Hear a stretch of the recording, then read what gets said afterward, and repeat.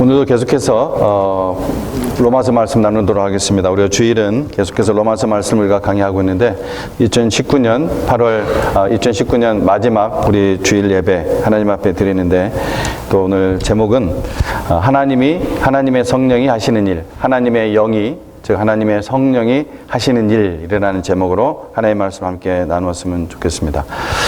여러분 한 번쯤 풍족하게 사는 그러한 재벌들을 보면서 특별히 요즘은 그 미디어들이 매우 발전되어 있기 때문에 특히 이제 뭐 유튜브나 이런 것들이 있기 때문에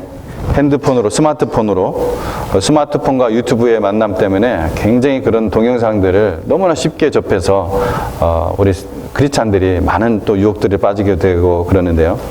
또 뭐 유익한 점도 있지만은 그런 부분도 우리가 상당히 좀 조심해야 될 것 같습니다. 어쨌든 이제 재벌들을 좀 보면서 뭐 재벌들이 많이 이제 뉴스에 나오고 하는데 나도 좀 내가 지금 재벌은 아니더라도 재벌 2세였으면 좋겠다. 2세면 더 좋잖아요. 그죠? 아무 노력도 안 하고 그대로 홀라당 그냥 받아먹는 거니까 2세였으면 좋겠다고 생각해 보았을 것입니다.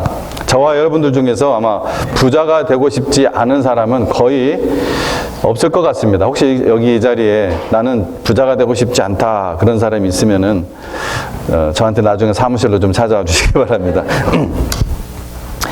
누구나 재벌처럼 많은 것을 소유하며 살고 싶죠. 근데 결론부터 말씀드리자면은 이 거짓이 없으신 하나님의 말씀, 이 성경에 따르면은 우리는 이미 이 재벌 2세를 능가하는 상속자들이라는 것입니다.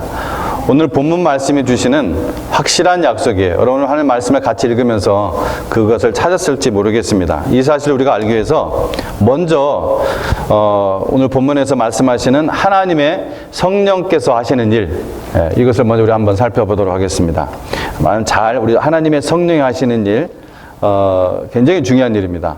그래서 여러분 이거를 마지막 주 또 예배 드릴 때 듣는 말씀인데 잘 기억하셔서 뭐 성령 침례나 성령 충만이나 뭐 이런 부분에서 혼동하지 않도록 나는 성령을 받았나?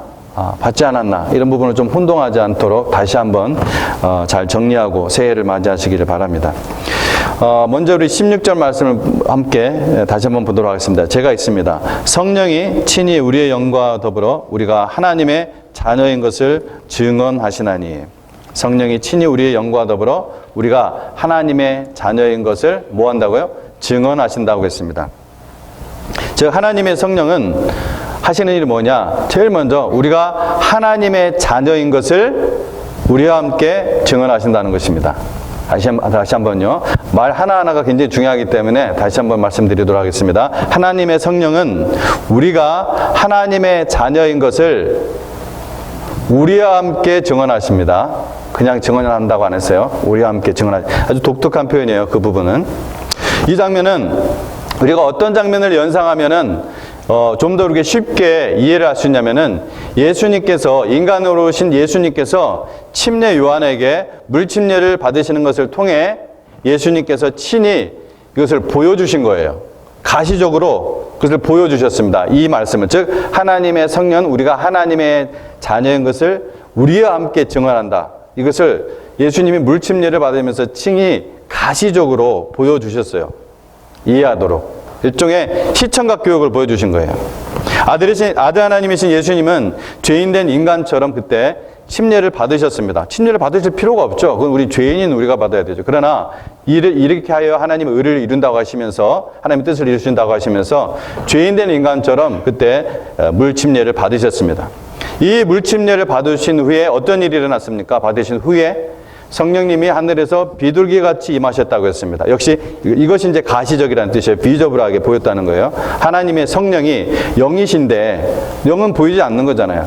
보이지 않는 영인 하나님의 성령이 비둘기같이 예수님께 임하셨어요. 자, 그 다음에 어떤 일이 일어났어요? 이때 하늘에서는 이는 내 사랑하는 아들이요 내 기뻐하는 자라 라고 하늘에서 아버지 하나님께서 하나님의 음성으로 우리가 들을 수 있는 음성으로 말씀을 해 주셨습니다. 즉 예수님께서 하나님의 아들이심을 누가 증언을 했어요? 성령님께서. 자, 예수님께서 물침례를 받을 때 예수님께서 하나님의 아들이심을 성령님께서 친히 증언을 해주셨어요. 성령이 비둘기같이 거기에 내리심으로. 그래서 그 다음에 하늘에서는 아버지 하나님께서 친히 그 목소리로 예수님이 하나님이 기뻐하시는 아들이라는 것을 말씀해 주셨던 거예요. 증언을 통해서, 하나님의 성령의 그 증언을 통해서. 즉 우리도 하나님의 자녀라는 이 사실을 누가 증언해 주신다고요? 성령님께서 친히 증언해 주십니다. 성령님께서. 아버지 하나님은 이 성령님의 증언을 듣고 이 성령님의 증언을 통해 우리가 하나님의 자녀라는 사실을 인정해 주신다는 거예요. 자, 여기서 그런데 한 가지 간과해서는 안 되는 흥미로운 사실, 아주 매우 중요한 사실은 성령님이 혼자서 증언하는 것이 아니에요. 혼자서. 누구와 함께 증언한다고 했어요? 우리와 함께. 여러분 그 부분 놓치면 안 된다고 했잖아요. 아주 흥미로운 표현이에요. 하나님이 우리와 함께, 우리의 영이 함께 증언한다는 거예요. 그 말은. 즉 우리의 영이 이미 어떤 상태예요? 거듭나 있는 상태입니다. 거듭나 있는 상태. 증언할 때 비로소 우리가 거듭나는 것이 아니라, 혹은 성령님이 증언할 때 우리가 거듭나는 것이 아니라, 그 증언 전에 이미 성령님께서 우리를 어떻게 만들어 놓으셨어요? 어떻게 해요? 우리를 옛사람에서 새사람으로, 우리를 거듭나게 해서 새롭게 살려 놓으셨단 말이에요. 그 사실에 근거해서 성령님께서 다시 태어난, 이 거듭난, 살아난 우리의 영과 함께 하나님 앞에서 증언한다는 거예요. 그 표현입니다. 이건 역시 예수님께서요, 친히 받으신 물 침례를 통해 우리가 깨달음을 찾을 필요가 있습니다. 예수님은 여러분 물 침례를 받아서 하나님의 아들이 되셨습니까? 아니면 물 침례를 받기 전에 이미 하나님의 아들이셨습니까? 그렇죠. 물 침례를 받아서 하나님의 아들이 된 것이 아니에요. 물 침례를 받기 전에 이미 본질적으로 하나님의 아들이셨습니다. 그리고 물 침례를 받으신 후 성령님께서 아들 하나님이신 이 예수님과 함께 하나님의 아들 되심을 바로 증언하셨다는 거예요. 자, 우리는 어떤 사람들이었습니까? 어떤 영들이었습니까? 본래 죽은 영들이었습니다. 우리는 살아있는 것처럼 살았는데 사실은 하나님 나라에 딱 들어와 보니까 우리가 죽어 있었던 거예요. 죽어 있으니까 우리가 죽었는지도 몰랐죠. 죽어 있는 사람이 죽었는지 압니까? 모르죠. 죽어 있는 시체다 아무리 무거운 거 올려놔도 못 느끼잖아요. 살아야 내가 죽어 있구나 이거 아는 거죠. 식물인간이 자기가 지금 아무런 의식이 없는 거 압니까? 몰라요. 깨어나야 자기가 식물인간이었던 걸 알죠. 우리는 본래 죽은 영들이었어요. 하나님으로부터 새 영을 받은 대로 하나님의 자녀로 born again 한 뒤에, 그때서 우리가 내가 죽었었구나, 죽은 영이었구나, 이것을 알게 된다는 거예요. 우리는 하나님을 스스로 알 수도 없고 스스로 찾을 수도 없고 오히려 하나님을 불신하고 대적하는 죽은 영들이었어요. 이상하게 예수님 믿으라고 하면은 대적하는 그러한 영이 우리 안에 있었죠. 그런데 아버지 하나님의 사랑과 섭리와 역사로 어느 날 우리가 예수님을 영접했는데, 이때 성령님이 우리 안에 부어진 거예요. 이때. 이것을 바로 성령 침례라고 하는 것입니다. 성령 침례를 받은 자들을 누구라고 하느냐? 거듭난 자, 구원받은 자, 죽었던 영이 살림을 받은 자, 이렇게 표현하는 거예요. 그러므로 성령님께서는 이미 성령 침례를 받아 살아난 나의 영과 함께 내가 하나님의 자녀임을 증언하시는 거예요. 이 16절의 말씀에 이런 놀라운 진리가 내포되어 있다는 거예요. 성령이 친히 우리의 영과 더불어 우리가 하나님의 자녀인 것을 증언하신다고 하였습니다.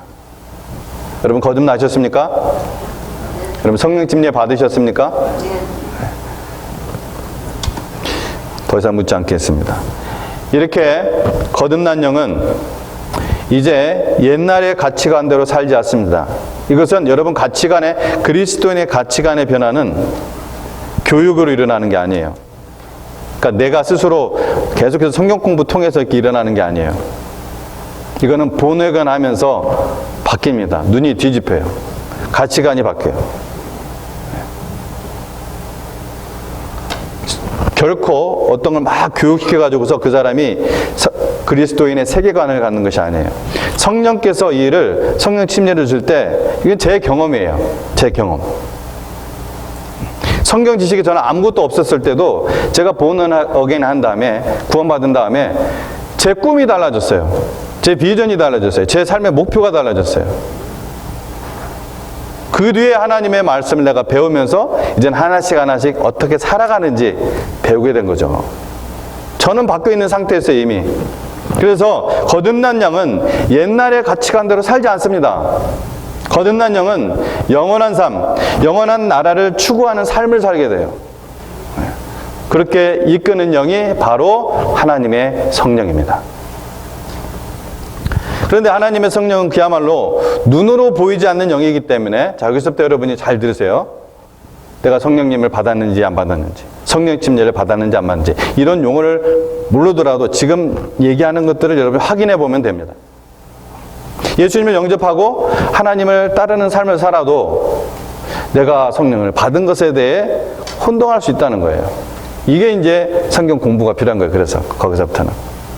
자, 그런 우리들에게 본문은 성령이 내 안에 내주하고 계신다는 증거를 최소한 2가지 제시해 주고 있습니다. 이 증거가 너에게 있으면은 바로 성령을 받은 거라는 거예요. 2가지 증거. 첫 번째, 성령을 받은 사람은, 즉 성령의 침례를 받은 사람은 성령의 인도하심을 받는다는 것입니다. 여러분, 성령의 인도하심을 받습니까? 성령의 인도하심을 받아요. 14절 말씀에 무릇 하나님의 영으로 인도함을 받는 사람은 곧 누구라고요? 하나님의 아들이라. 딸은 없네. 네. 성경에서 아들 이렇게 나왔을 때 자녀를 얘기하는 거, 우리 할 때 우리 모두를 가리키는 겁니다. 대표 선수예요, 아들은. 다시 한번요. 제가 하나님 말씀 그대로 읽어드리는 거예요. 무릇 하나님의 영으로 인도함을 받는 사람은 곧 하나님의 아들이라. 여러분의 삶에 이 증거가 있으면은 여러분은 성령을 받은 겁니다. 이전에는 내 뜻대로 내 마음대로 살아도 아무런 부담이 없었어요. 네. 왜? 그게 내 삶이었으니까.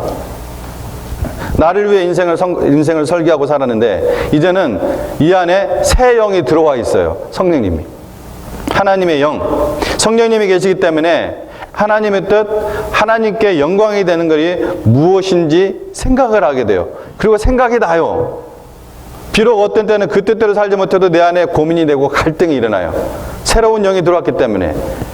그래서 결국에는 그 인도하심을 구하고 그 길을 따르는 그러한 영이 우리에게 있다는 거예요. 바로 그 영이 거듭난 나의 영입니다. 성령님이 없으면은 여러분 그런 마음조차, 그런 갈등조차 들지 않습니다. 성령님이 아니고는 아무도 예수님을 주와 그리스도라고 부를 수 없다고 성경은 분명하게 얘기를 하고 있어요. 또 성령님이 아니고선 아무도 성경에서 말하는 그 기도를 드릴 수가 없다고 성경은 얘기하고 있습니다.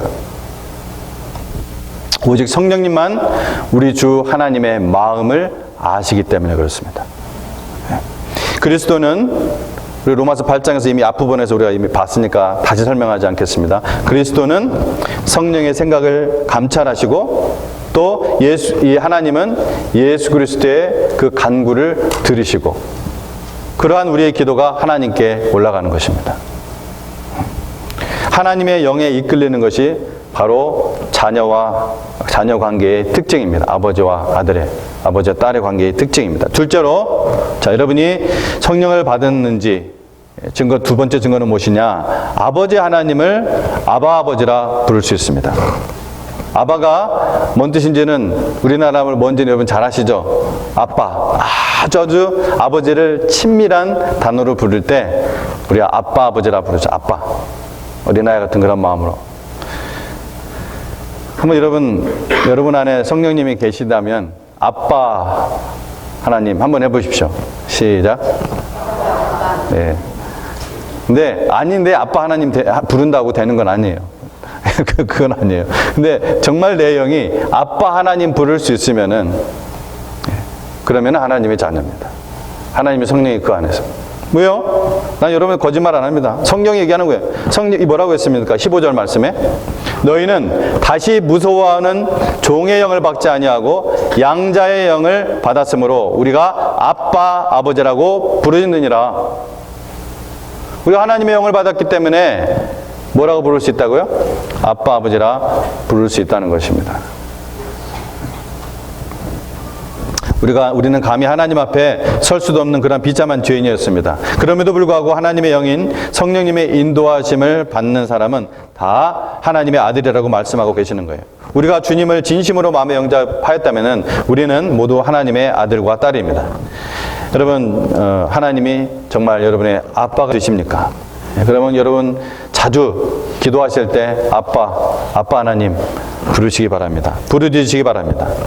하나님께서 우리 아버지가 되시기 때문에 저와 여러분은 재벌 2세와는 비교도 안 되는 엄청난 상속을 받는 자녀들입니다. 어느 잡지인지는 제가 어제 확인하면서 그걸 깜빡 내가 기록하는 거 까먹었는데 Financial Times 같아요. Financial Times. 거기서 나왔던 것 같은데 2011년 1월 미국 캘리포니아 산타크루즈 대학 우주물리학자 그레그 러플리는 지구의 가치를 다른 행성들과 비교한 결과를 발표했습니다. 이 생물체가 살 수 있는 행성의 가치, 살 수 있는 그 가치만을 고려했을 때 화성은 1만 파운드, 금성은 1페니에 못 미치는 반면 지구는 우주에서 가장 가치 있는 별로서 3,000조 파운드. 우리나라 돈으로 환산하라면은 545경 2,500조 원에 달한다고 합니다. 이 지구 안에 있는 모든 날짐승과 들짐승, 바닷속 모든 물고기와 모든 생물들의 값을 합해서 계산한다면은 그거 합한 거 아니거든요. 만약 그런 것들까지 다 합해서 계산한다면 아마 뭐 계산할 수가 없을 거예요. 이거는 도저히. 여러분, 이 지구와 이 땅에 있는 모든 만물들의 주인이 누구십니까? 아빠 하나님이십니다. 시편 50편 10절에 12절에 숲의 모든 짐승과 1000개의 작은 산 위의 가축이 다 내 것이니라. 산의 모든 날짐승도 내가 알며 들의 들짐승들도 내 것이로다. 가령 내가 줄인다 할지라도 내게 말하지 아니하리니 세상과 거기 충만한 것이 내 것이로다. 뭐 하나님이 어떻게 줄이겠어요? 말도 안 되죠. 영이신 하나님이. 근데 그렇게까지도 표현을 하시는 거예요. 내가 줄인다 할지라도 내가 너에게 뭐 줄이다고 얘기하겠니? 다 내 건데 그 얘기하는 거예요. 이게 시편이에요. 이 세상과 이 땅에 있는 모든 충만한 것이 다 내 것이라고 말씀하시는 거예요. 예수께서 말씀하시기를 뭐라고 했습니까? 우리는 이기적이고 악한 인간이라고 할지라도 자식이 부모에게 무엇을 구하면은 사랑으로 그것을 들어주려고 하지 않겠느냐? 너희도 그러는데, 하물며 악한 너희들도 그런데, 선하신 하나님께서 그러시면서 뭘 가르치셨어요? 기도를 가르치셨잖아요. 구하라고, 찾으라고, 두드리라고. 또 오늘 본문에서는 이 자리에 있는 어느 누구보다도 온갖 심한 역경을 다 겪은 사도 바울도 그와 동일한 말씀을 합니다. 8장 우리가 32절을 읽지 않았는데요. 8장 32절에 자신의 아들을 아끼지 아니하시고 우리 모두를 위해 그분을 내주신 분께서 어찌 그 아들과 함께 또한 모든 것을 우리에게 값없이 주지 아니하시겠느냐. 아멘? 안 믿어지면은 아멘 안 하실 거예요. 아마. 여러분이 필요한 만큼 주십니다. 예수님의 이름으로 구하고 내주하시는 성령님의 인도하심을 받고 또한 순종할 때 여러분 풍성하게 채워주시는 하나님 아빠를 경험하시기를 축원드립니다. 그래서 우리는 두 번째 하나님의 자녀는, 우리가 그래서 하나님의 자녀라는 것을 말씀드렸는데, 이 하나님의 자녀는 상속자라는 거예요. 하나님의 상속자. 누구의 상속자요? 하나님의 상속자. 17절 앞부분인데요. 자녀이면 또한 상속자, 곧 하나님의 상속자요. 성경에 이렇게 기록되어 있잖아요. 안 믿어질 것 같아서 한 번 더 읽어드린 거예요. 자녀이면 뭐라고요? 곧 하나님의 상속자. 그러니까 하나님의 자녀이면 자동적으로 뭐라는 거예요? 하나님의 상속자라는 거예요. 하나님의 자녀이면서 하나님의 상속자가 아닌 사람이 있어요, 없어요? 없어요. 그쵸? 없어요. 하나님의 자녀면은 다 하나님의 상속자라는 거예요. 그래서 이 자녀는 가족관계를 강조하는 용어고, 상속자는 자녀에게 물려주는 기업 혹은 상속과 관계되는 그런 용어죠. 그래서 상속자는 재산이나 지인이나 지위나 신분을 그대로 이어받을 사람을 뜻하는 것입니다. 성도는 그래서 하나님과 이 가족 관계에 들어가서 그 가족의 구성원이 될 뿐만 아니라 그리스도께서 취하신 하나님의 상속자로서의 권세도 동시에 가지신다는 거예요. 자, 그런데 우리가 눈물을 흘리며 후회하지 않으려면 거기서 멈추면 안 돼요. 기억해야 될 사실이 있습니다. 하나님께서 이 상속을 모두 똑같이 나누어 주시지 않습니다. 아니, 공평하신 하나님께서 치사하게 그런 생각을 들 수도 있을지 모르겠는데 성경의 말씀은 분명히 이 원리를 얘기하고 있어요. 우리는 다 상속자인데 모두 똑같이 이 상속을 받지 않습니다. 성경에서는 분명히 한 가지 원리를 얘기하는데 이 땅에서 각자 자기가 행한 대로 보상해 주신다고 성경이 기록하고 있습니다. 주님께서 지금 저와 여러분에게 맡겨주신 일을 더욱더 성실히 할 때 주님은 더욱더 큰 상속을 주신다는 것이에요. 쉽게 얘기하면 여러분 생각해 보시죠. 지금 주님께서 우리에게 맡기신 이러한 이 땅의 작은 일에도 충성을 다하지 않는데 어떻게 하늘의 그 큰 일을 맡기시겠습니까?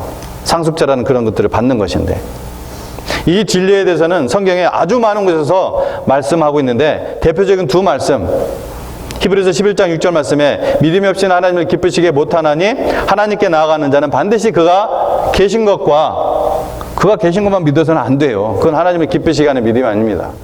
반드시 그가 계신 것과 또한 그가 자기를 찾는 자들에게 상 주시는 이심을 믿어야 할지니라.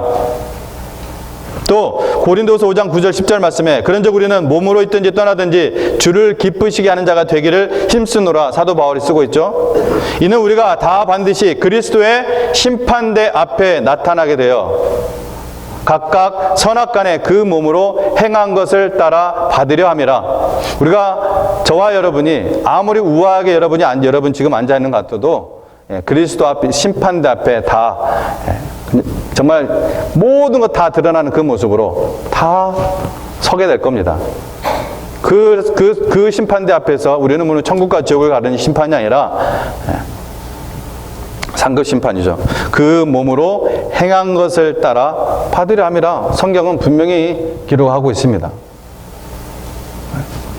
그러므로 주님께서 오늘 우리에게 주신 중요하지 않아 보이는 아주 작은 일에도 순종하는 저와 여러분 되시기 원합니다. 자녀로서 부모님과 또한 선생님 말씀에 순종하고 학생으로서 공부에 최선을 다하기 바랍니다. 또 그리스도를 믿은 증인으로서 충성을 다하시기 바랍니다. 예수님은 누구든지 사람 앞에서 나를 시인하면 나도 하늘에 계신 내 아버지 앞에서 그를 시인할 것이요 사람들 앞에서 나를 부인하면 나도 아버지 앞에서 그를 부인할 것이다. 이렇게 말씀하셨어요. 주님의 몸된 교회를 위해 수고하고 희생하는 자는 그 영원한 보상을 받을 것입니다. 저도 그 영원한 보상을 위해서 일하고 있습니다. 이 세상은 하나님의 자녀가 영원한 하나님의 나라의 시민으로서 살아가는 여러분 훈련 장소입니다. 여러분 정말 지혜로운 재벌들은 자신의 자녀들을 어떻게 교육하는지 아실 거예요, 이제는. 그죠? 뭐 너무나 많이 보시니까. 너무 많이 보더라고요, 제가 볼 때는. 너무 많이 봐, 이 유튜브를. 지혜로운 재벌들은 자신의 후계자에게 재산을 그냥 상속해 주지 않습니다. 마이크로소프트를 개발한 이 세계 부자 1위 누구죠? 누구예요? 빌 게이츠.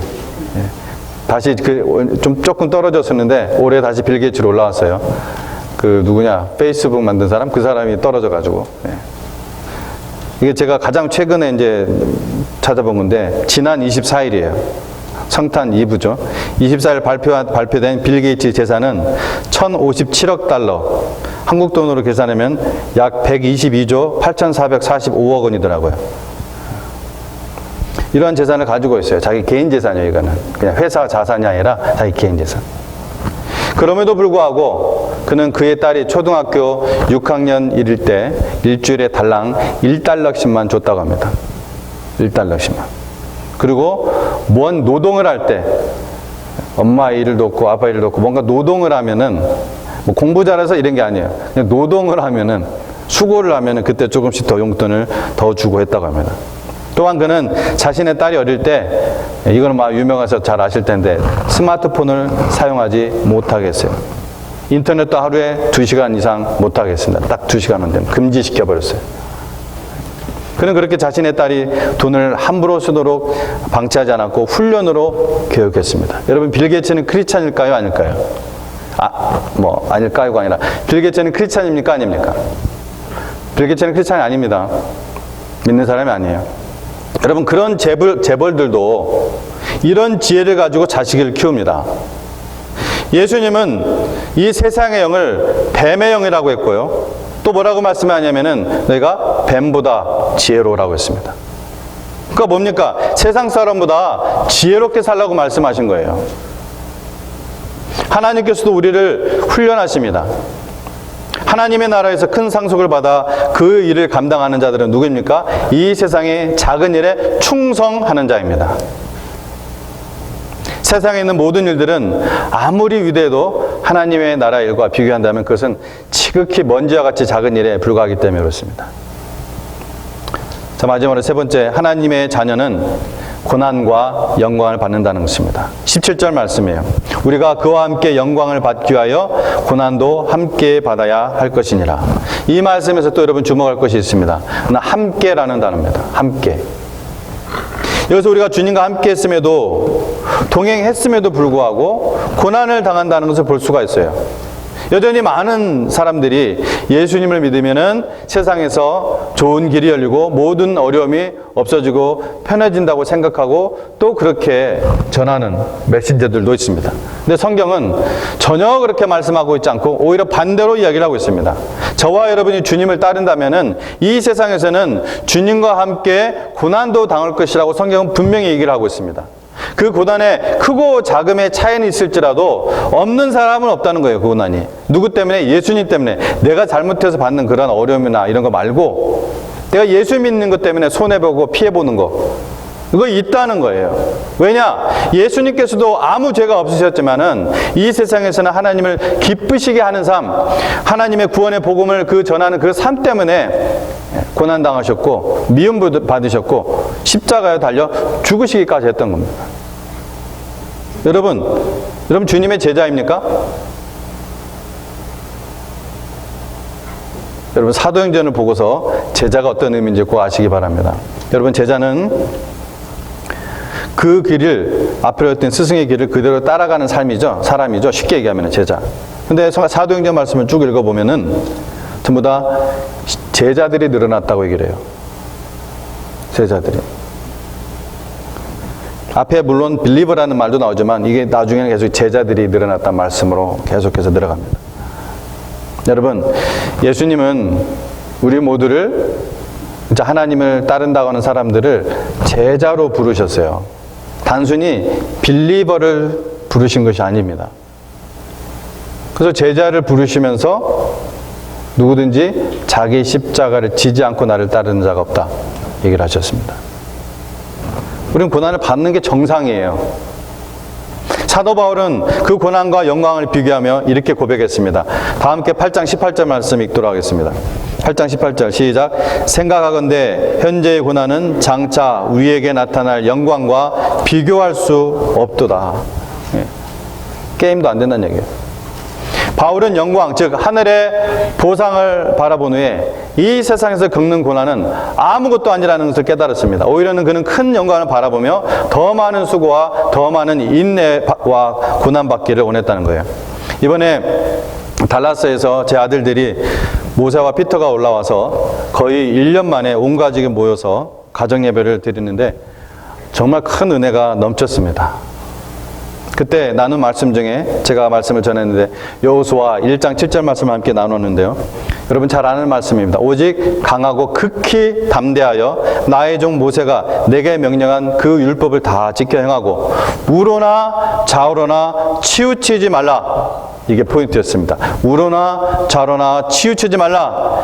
그리하면 어디로 가든지 형통하리라. 아들들아, 우리는 모두 하나님의 자녀요 뿐만 아니라 우리는 하나님의 상속자다. 그런데 상속자라고 다 같은 상속자가 아니다. 하나님께서는 우리 각자가 하나님의 영광을 위해 사는 그러한 기회의 시간들을 주셨다. 여러분, 그리스도인의 인생은 상급이 있는 마라톤과 같아요. 이 얘기를 나눴습니다.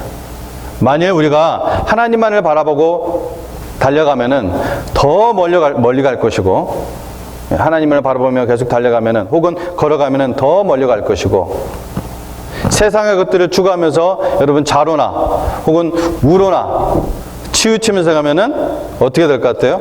조금밖에 못 가요. 이해되십니까? 하나님만을 바라보며 계속해서 달려가든지 걸어가든지 하나님만을 바라보며 가면은 더 멀리 가죠. 그 지점에서 어느 순간 하나님께 우리를 부르시는 거예요. 그런데 좌로나 우로나 치우치면서 이거 딴짓하면서 그렇게 가면은 그만큼 갔다가 겨우 조금 갔다가 그때 하나님이 너의 수명에 대해서 너를 부르실 것이다. 그 얘기를 나눴습니다. 내가 간 만큼이 너의 상속의 그 질과 무게를 결정할 거다. 그것은 다른 사람과 경쟁하는 것이 아니라 바로 죄성으로 나타나는 다양한 너 자신의 모습들과 경쟁하는 것이다. 하나님께 주신 새로운 영으로 내 육신을 죽이면서 주님만 보고 걷고 달리면 자연스럽게 좌로나 우로나 치우치지 않게 될 거다. 이 말씀은 먼저 저 자신에게도 전한 말씀이었고, 그리고 아들들에게도 제가 가정예배를 드리면서 전한 말씀입니다. 이 말씀에 모두 우리가 아멘하며 하나님을 찬송하고 기도했을 때 하나님의 크신 은혜가 그 예배 자리에 임하였습니다. 주님께서 우리에게 주실 그 큰 영광과 상속을 바라보며 작은 고난을 견뎌내는 저와 여러분 되시기를 소망합니다.